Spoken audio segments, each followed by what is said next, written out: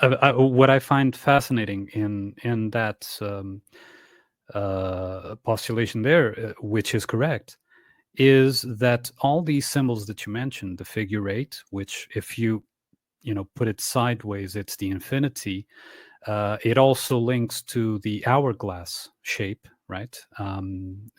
It's all of them relate to time, right? And in the previous episode, we were talking about time and Saturn, which is an important narrative archetype, is the ruler of time. And we mentioned how, or at least I mentioned how Saturn is the actual limiter by time. Nothing will be eternal per se. It will always be limited. It will always have a lifespan, let's say, a period where it will expire. And all of these symbols actually is an attempt to define time as never-ending, right? So continuous, self-sustaining. Even the hourglass, the only thing you need to do is to turn it over and it starts again, right? And this is, in my view, a way to set into the memory room this idea that it is absolutely inevitable that the status quo remains the same despite cyclical resets or cyclical turns of the mask, let's say, or changes of the mask that may be applied. But I think it's interesting that all these symbols that you mentioned are associated with time. Yes, and back to your point as well, because I think it's a really profound one. And someone mentioned, I think it was in the discussion that I've been having with Eros, all of these various discussions. He stated that, of course, he took a rather religious bent but I thought it was interesting because he stated all of these concepts are ultimately abstractions, and I totally agree with him.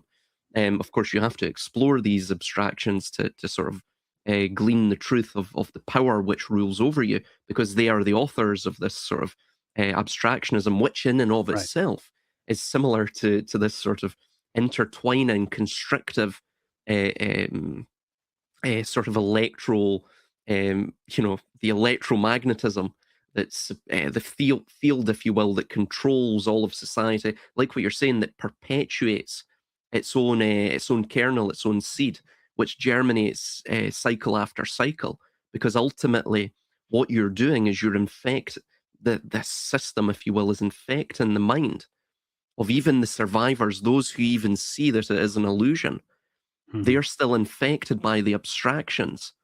Absolutely. Yeah. Which almost perpetuate this thing infinitely. Because ultimately, again, if you may see this society, this system of power as pure illusion, right? Which it rightly is. But ultimately, because your mind has been so poisoned by the abstractions authored by them, of course, unwitting to your from your own perspective, right?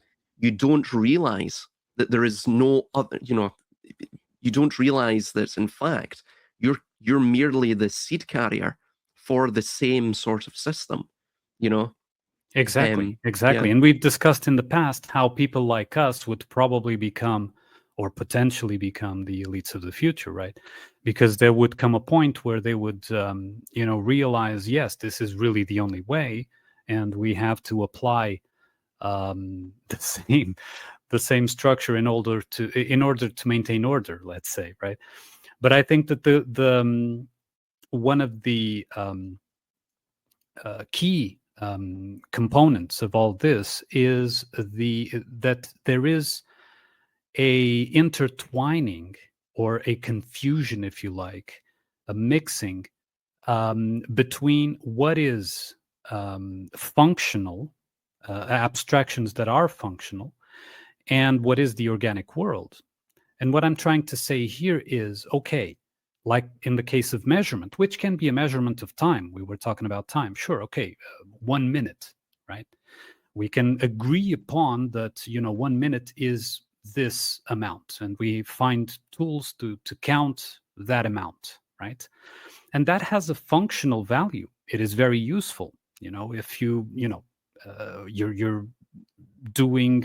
you're cooking, for example, you need to calculate the amount of time that it's in the fire. Sure, you use that as a tool. The thing here is, and as I've discussed in my book, is that concept, that measurement, then becomes the whole thing. So instead of having, okay, I have this reality that works as it works, right? That is as it is, right? And I apply an abstraction onto it to facilitate my interaction with it, which is perfectly fine and healthy and okay.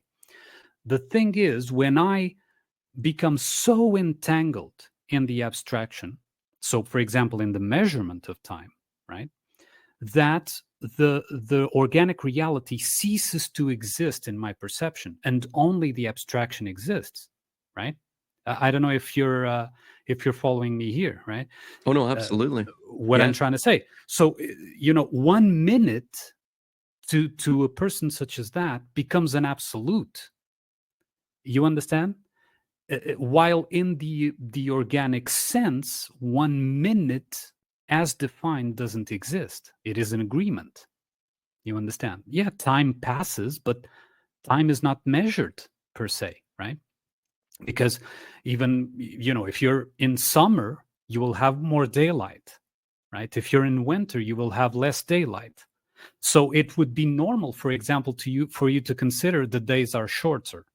And usually you hear this, right? But in the abstraction, it's 24 hours nonetheless, right?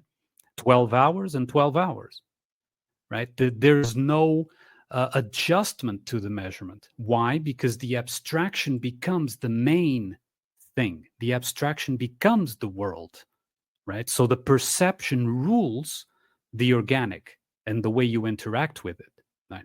So I don't know if I was a bit confusing in explaining that, but I think it's a point that needs to be brought up. The fact that the abstraction becomes a replacement for the actual interaction. Well, it's the same idea that you see even with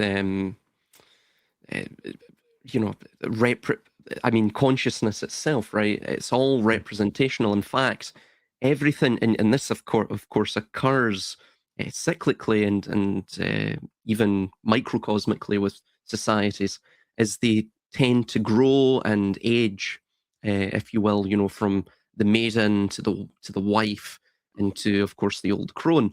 They become more fixated, and in fact, we'll get to this in IPEC Go too. It becomes more fixated on what we would call abstractionism, or like what you just stated there, it becomes fixated on the representational qualities of the thing.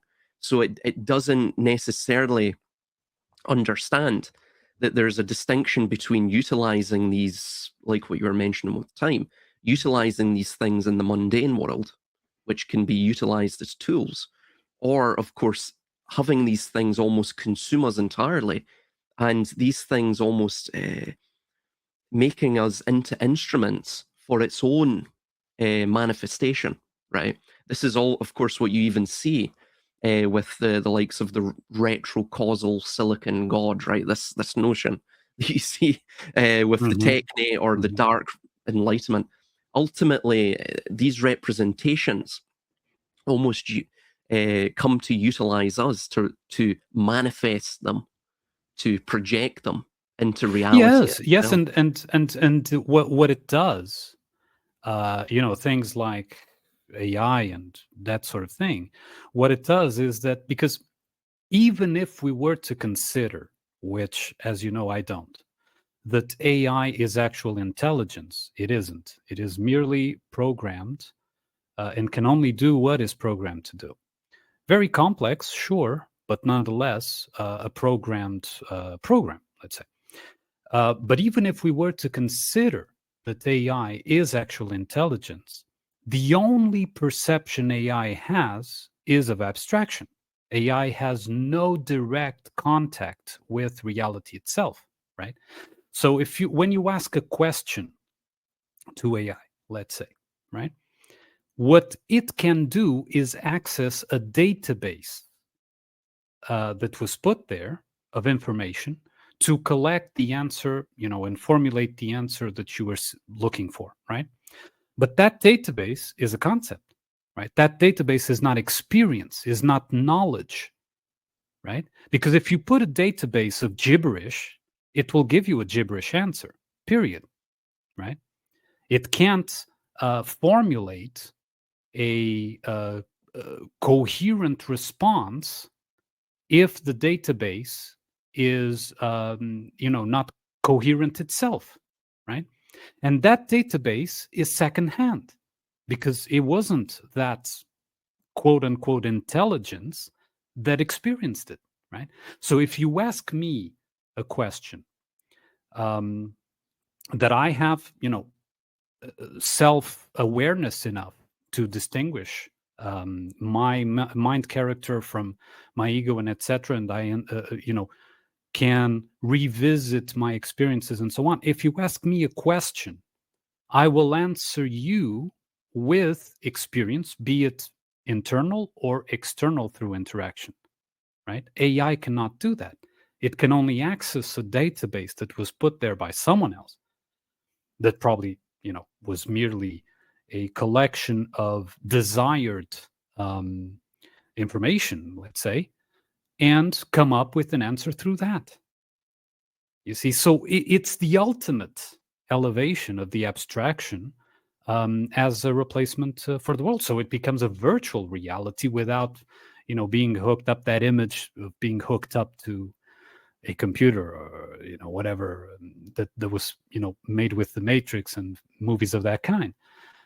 It doesn't need that. Because as soon as you ask AI a question, and again, it's a tool, I'm not against it, you have to understand and be aware that its answer is going to come from a database that was not experienced or known. It was simply put there, right? Same as if, you want to see, you have a library of books, you put them all into a database for in a computer system, and you ask, okay, search for these keywords, right? If that keyword is there, it will find the matches. If that keyword isn't there, it won't find. But none of it means that those books were, you understand, actually experienced by that intelligence, which isn't intelligent, like I said. Do you understand what I'm trying to say? No, absolutely. Therefore, it doesn't draw any meaning from it.